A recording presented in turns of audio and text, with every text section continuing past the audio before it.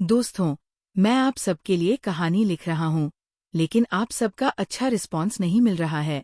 दोस्तों, अगर आपको ये कहानी अच्छी नहीं लग रही है, तो कृपया बताएं कि आपको कौन सा भाग अच्छा नहीं लग रहा है। दोस्तों, अपना ओपिनियन ज़रूर दें। अगर आपको कहानी पसंद नहीं भी आ रही है, तो भी कमेंट में बताएं। दोस्तों, तो अब आप सब कहानी का अगला भाग सुने, जहानवी का घर लौटना। कुछ देर में जहानवी अपने घर पहुंच जाती है। उसके मोहल्ले वाले उसकी कार देख रहे थे। वे थोड़े हैरान तो थे, लेकिन उतने भी नहीं, क्योंकि ऐसी कार उनके मोहल्ले में थी। उसके मोहल्ले में लोग मिडिल क्लास से ऊपर थे, इसलिए जहानवी के पापा ने इसी मोहल्ले में अपना घर बनवाया था, क्योंकि वे चाहते थे कि उनकी फैमिली अच्छे से रहे। जहानवी, जिया और जादव के साथ अंदर चली जाती है। वह देखती है कि उसका भाई अवी नीचे ही आ रहा था। जैसे ही उसने देखा कि उसकी दीदी आई है, वह भागकर आता है और जहानवी के गले लग जाता है। जहानवी भी उसे गले लगा लेती है। तभी उसकी माँ और पायल बाहर आ रही थी। जहानवी पायल को देखती है तो उसे भी गले लगा लेती है। फिर वो जाकर अपनी माँ के गले लग जाती है। उसकी माँ भी उसे गले लगा लेती है। तभी वह देखती है कि उसके पीछे दो और लोग खड़े हैं। जहानवी तुरंत बताती है, ये मेरी दोस्त जिया और ये मेरा दोस्त जादव। तभी दोनों कहते हैं, नमस्ते आंटी। जहानवी की माँ जवाब देती है, नमस्ते बेटा। फिर जल्दी से कहती है, तुम सब बैठो, मैं कुछ नाश्ता लेकर आती हूँ। तभी जहानवी बोलती है, माँ, मैं और ये दोनों आज मेरे साथ यहीं रहने वाले हैं। उसकी माँ कहती है, ठीक है बेटा, तो जाओ तुम सब फ्रेश हो जाओ, मैं कुछ बनाती हूँ तुम सब के लिए। तभी पायल कहती है, आंटी, मैं आपकी मदद करूँ? जहानवी पूछती है, पायल, तुम्हारी पढ़ाई कैसी चल रही है? और कोई तुम्हें परेशान तो नहीं करता ना? अगर कुछ भी हो तो बताना मुझे, और इसे तुम अपना घर ही समझो, तुम मेरी छोटी बहन हो। पायल कहती है, नहीं दीदी, वहाँ सब अच्छा है, और मेरी पढ़ाई भी अच्छे से चल रही है। तभी जहानवी का भाई बोलता है, दीदी, पायल दीदी बहुत अच्छी हैं, वो मुझे बहुत अच्छे से पढ़ाती है। जहानवी कहती है, हाँ, लेकिन दीदी को ज्यादा परेशान मत करना। तभी जादव सारे गिफ्ट्स जो जहानवी ने खरीदे थे लाकर टेबल पर रख देता है। जहानवी की माँ इतनी सारी गिफ्ट्स देखकर हैरान रह जाती है। तभी उसकी माँ बोलती है, इतना सारा गिफ्ट किसके लिए? तभी जहानवी बोलती है, माँ, पहले हम फ्रेश होकर आते हैं, फिर खाने के बाद हम सब साथ में मिलकर ये गिफ्ट खोलेंगे। वही जहानवी का भाई बहुत ही ज्यादा एक्साइटेड था। वह बोलता है, दीदी, जल्दी से फ्रेश होकर आइए ना। तभी जहानवी बोलती है, शिव, पहले जाकर अपना होमवर्क कर लीजिए, उसके बाद आपका गिफ्ट आपको मिलेगा। तभी वो जादव और जिया को देखकर बोलती है, जादव, तुम गेस्ट रूम में जाकर फ्रेश हो जाओ, और जिया, तुम मेरे रूम में जाकर तैयार हो जाओ। तभी जहानवी कहती है, पायल, तुम प्लीज इन दोनों को कमरा दिखा दोगी? मुझे मम्मा से कुछ जरूरी बात करनी है। पायल हाँ से बोलती है और उन दोनों को कमरा दिखाने चली जाती है। वही जहानवी अपनी माँ के साथ उनके कमरे में चली जाती है। तभी उसकी माँ बोलती है, क्या हुआ बेटा? कोई बात हुई है क्या? तभी जहानवी पहले कुछ देर शांत रहती है, फिर बोलती है, माँ, मैंने आपसे पूछे बिना अपनी जिंदगी का एक डिसीजन ले लिया है। तभी उसकी माँ बोलती है, बेटा, तुम 18 साल से बड़ी हो तो तुम डिसीजन ले सकती हो, और तुम समझदार भी हो। तभी उसकी माँ बोलती है, क्या हुआ? वो देखती है कि जहानवी बोलने में थोड़ा अटक रही है और शर्मा भी रही है। तभी उसकी माँ बोलती है, क्या तुम्हें कोई बॉयफ्रेंड मिल गया है? अगर ये बात है तो ये अच्छी बात है। अगर वो तुम्हारा ध्यान रखता है और वह दिल का अच्छा इंसान है तो मुझे कोई प्रॉब्लम नहीं है। वैसे भी बेटा, मैं सोच ही रही थी कि तुम्हारे लिए भी कोई होना चाहिए। तुम अकेले 24 साल में इस दुनिया में कैसे सरवाइव करोगी? ये सोचकर मुझे बहुत टेंशन होता था। जहानवी अपनी माँ की बात को सुनकर हैरान थी। वह जानती थी कि उसकी माँ ओपन माइंडेड है, क्योंकि उसके पापा और माँ की भी लव मैरिज हुई थी। तभी जहानवी बोलती है, माँ, मुझे कोई मिला तो है लेकिन वह मेरा बॉयफ्रेंड नहीं है। तभी उसकी माँ बोलती है, क्या वो तुम्हें फंसा रहा है और तुम्हें परेशान कर रहा है? अगर ऐसा है बेटा तो तुम टेंशन मत लो। तुम्हारे पापा के फ्रेंड जो एक इंस्पेक्टर हैं, मैं उनसे बोलकर उसे अच्छा सबक सिखाऊंगी। तभी जाह्नवी बोलती है, माँ, कुछ भी ऐसा नहीं है, वह मेरा हस्बैंड है। तभी उसकी माँ बोलती है, तो क्या? लेकिन वो अचानक शांत हो गई। वह बोलती है, क्या कहा तुमने? कि तुमने शादी कर ली? तभी जाह्नवी बोलती है, हाँ माँ, हमने कोर्ट मैरिज कर ली। तभी उसकी माँ बोलती है, बेटा, तुम ऐसा कैसे कर सकती हो? तुम उस लड़के को अच्छे से जानती भी नहीं हो, तो फिर तुम इतना बड़ा डिसीजन कैसे ले सकती हो? क्या तुम्हारी शादी के बारे में किसी को पता है? तभी जाह्नवी बोलती है, नहीं माँ, ये सबसे पहले आपको ही बताया है। तो क्या उसके माता पिता को भी नहीं पता? क्या उन्हें इस शादी से कोई आपत्ति है? तभी जाह्नवी अपनी माँ को शांत करती हुई बोलती है, माँ, पहले आप शांत हो जाओ। तभी उसकी माँ कुछ शांत हो जाती है। फिर जाह्नवी अपनी माँ को बताती है कि कैसे उनकी शादी हुई, कैसे राज ने उसे प्रपोज किया और वही है जो इस शादी को छुपाकर रखना चाहती है, क्योंकि वो एक्ट्रेस बनना चाहती है। तभी उसकी माँ बोलती है, बेटा, लेकिन तुम्हारे बीच बहुत बड़ा गैप है। क्या उसके माता पिता हमें अपनाएंगे? हमें छोड़ो, तुम्हें अपनाएंगे? तभी जाह्नवी का कॉल बजता है। वह देखती है कि राज का ही कॉल है। तभी जाह्नवी बोलती है, माँ, राज का ही कॉल है। फिर वह अपने कॉल को स्पीकर पर कर देती है और बोलती है, हेलो। तभी राज की आवाज आती है, कहाँ हो वाइफी? क्या तुम अपने घर गई हो? तभी जाह्नवी बोलती है, राज, मैं अभी अपनी मम्मा के साथ हूँ और मैंने हमारे बारे में उन्हें बता दिया है। तभी राज थोड़ी देर शांत होकर बोलता है, क्या तुम स्पीकर पर हो? तभी जाह्नवी बोलती है, हाँ राज, तुम मम्मा से बात करो और सारे सवाल का जवाब दो। मैं तुम्हारी जगह पर जवाब नहीं दे सकती। उसकी माँ देख रही थी कि उनकी बेटी को इस लड़के ने बदल दिया है। शायद उनकी बेटी अपना असली कैरेक्टर लेकर आई है, क्योंकि वह लड़का उसे वो कंफर्ट प्रोवाइड कर रहा है। तभी फोन से एक रौबदार लेकिन शालीनता से भरी आवाज आती है, हेलो आंटी। उसकी माँ देखती है कि इस लड़के की आवाज भी चेंज हो गई है। वो अच्छा था, पर जिस तरह से वो जाह्नवी से बात कर रहा था, जैसे कोई छोटे बच्चे से बात कर रहा हो। तभी उसकी माँ बोलती है, नमस्ते बेटा। तब जाह्नवी की माँ बोली, बेटा, तुम्हारा नाम क्या है?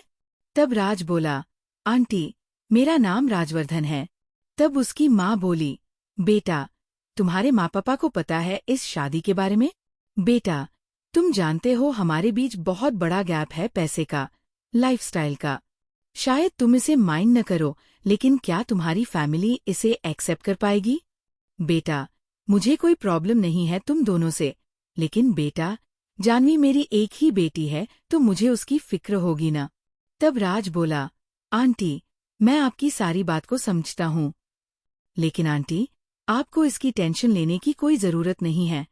मेरी जिंदगी में बस एक बहन है, मैंने अपने माता पिता को देखा ही नहीं। मुझे बताया गया कि उनकी हत्या कर दी गई थी। तो मेरे परिवार में सिर्फ मेरे दोस्त और मेरे साथ काम करने वाले लोग, मेरी बहन और जाह्नवी ही हैं, और अगर वो होते भी तो जाह्नवी को जरूर पसंद करते। तब उसकी माँ बोली, आई एम सॉरी बेटा। और हाँ बेटा, तुम चाहो तो मुझे अपनी माँ बुला सकते हो, जैसे जाह्नवी मुझे बुलाती है, अगर तुम्हें कोई प्रॉब्लम ना हो तो। तब राज बोला, नहीं आंटी, मुझे कोई प्रॉब्लम नहीं है, लेकिन आंटी शायद मैं ऐसा न कर पाऊं, क्योंकि अगर मैं आपको अपनी माँ मानने लगा तो मेरे दुश्मन का टारगेट आप बन सकती है। तब जाह्नवी की माँ बोली, दुश्मन? तब राज बोला, हाँ आंटी, काम के साथ दुश्मन बनते जाते हैं। तब जाह्नवी की माँ बोली, बेटा, क्या अब से तुम दोनों की जिंदगी खतरे में है? तब राज बोला, हाँ आंटी, थोड़ा तो है, मैं आपसे झूठ नहीं बोलना चाहता हूँ, इसलिए मैं वाइफी को ट्रेनिंग दे रहा हूँ। तो आंटी, मैं आपको इसलिए बता रहा हूँ क्योंकि मैं चाहता हूँ कि कोई भी बात जाह्नवी की बाहर नहीं जानी चाहिए, किसी को हमारी शादी के बारे में मत बताना। जब तक, बिल्कुल नहीं जब तक जाह्नवी बहुत अच्छे से ट्रेन न हो जाए। और हाँ आंटी, आपको दिखाना है कि आपको मैं बिल्कुल भी पसंद नहीं हूँ, और आप हमारी शादी से बिल्कुल खुश नहीं हैं। तब उसकी माँ बोली, बेटा, ज्यादा कुछ समझ तो नहीं आ रहा, लेकिन मैं करूंगी। तब जानवी बोली, राज, मुझे किस चीज की एक्टिंग करनी होगी? तब राज बोला, वाइफी, तुम आंटी का ख्याल रखो और ट्रेनिंग पर ध्यान दो, बाकी मैं संभाल लूंगा। ऐसा कोई ज्यादा प्रॉब्लम नहीं है, बस मैं थोड़ा एक्स्ट्रा केयरफुल रहना चाहता हूँ। आंटी, आप भी ज्यादा टेंशन मत लीजिएगा। और हाँ आंटी, मैंने आपको माँ माना है तो आपको मेरी भी बात माननी होगी। और हाँ, आपको अब से अच्छी जिंदगी जीनी होगी। फिर वो बोलता है, वाइफी, तुम अपने आदमी से ऑर्डर देकर घर में सारी फैसिलिटी का इंतजाम करो और हाँ, घर को अच्छे से रेनोवेट करवाओ। तब जानवी बोली, ठीक है, लेकिन राज, मुझे नींद आ रही है। तब राज बोला, okay wifey, I am sorry, तुम आराम करो, मैं बोल देता हूँ। तब उसकी माँ बोली, बेटा, तुम इसे इस हद तक कैसे बिगाड़ सकते हो? फिर ये कुछ भी करने में तुम्हारी मदद नहीं करेगी। तब राज बोला, आंटी, मेरे पास बहुत कम रिश्ते हैं आंटी, और मेरी वाइफ मेरे लिए सबसे अजीज है, तो मैं उसे बिगाड़ सकता हूँ। तो फिर वो बोला, ठीक है आंटी, मैं कुछ काम करने जा रहा हूँ, मैं आपसे आकर मिलता हूँ। गुड नाइट आंटी बोलकर कॉल रख देता है। वही जानवी मुस्कुरा रही थी। तब उसकी माँ बोली, तो मैडम को कोई सिर पर चढ़ा रहा है। तब जानवी हंसकर बोली, माँ, मैं सब लगवाने का ऑर्डर दे देती हूँ, नहीं तो राज इस बात को बहुत बड़ा बना देगा। तब उसकी माँ बोली, बेटा, राज कहीं बाहर है क्या? तब जानवी कैजुअल वे में मैसेज करते हुए बोली, माँ, राज अभी लंदन गया है। वो जिया को मैसेज कर रही थी और उसे बोल रही थी कि राज के लोगों को मना कर देना और सब काम यहाँ धीरे धीरे करना, ताकि किसी को शक न हो। तब उसे उसकी माँ की आवाज आई, बेटी, राज बहुत बड़ा आदमी है।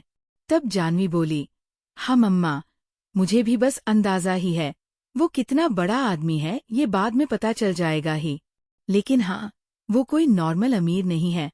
तब उसकी माँ बोली, बेटा, उसका ध्यान रखना, उसे कभी अकेला मत छोड़ना, चाहे कोई भी काम या गुस्सा क्यों न हो। बेटा, याद रखना, रिश्ते में भरोसा बहुत जरूरी है। राज जितना अच्छा है, लोग तुमसे उतना जलेंगे, तुम्हारे खिलाफ कोई साजिश करेंगे। याद रखना बेटा, राज तुम्हें जितना पसंद करता है, उसे कभी हर्ट मत करना, नहीं तो वो तुमसे इतना दूर चला जाएगा कि तुम सोच भी नहीं सकती। तब जानवी को ये सोचकर ही तकलीफ होने लगी कि राज उसके पास नहीं है। वो जल्दी से बोली, नहीं, ऐसा नहीं हो सकता। तब उसकी माँ बोली, मैं समझ सकती हूँ बेटी, तुम्हें अभी नया नया प्यार हुआ है।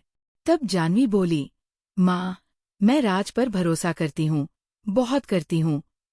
तब उसकी माँ बोली, बेटा, मैं तुम्हें एक सिचुएशन देती हूँ, तुम सोचकर जवाब देना।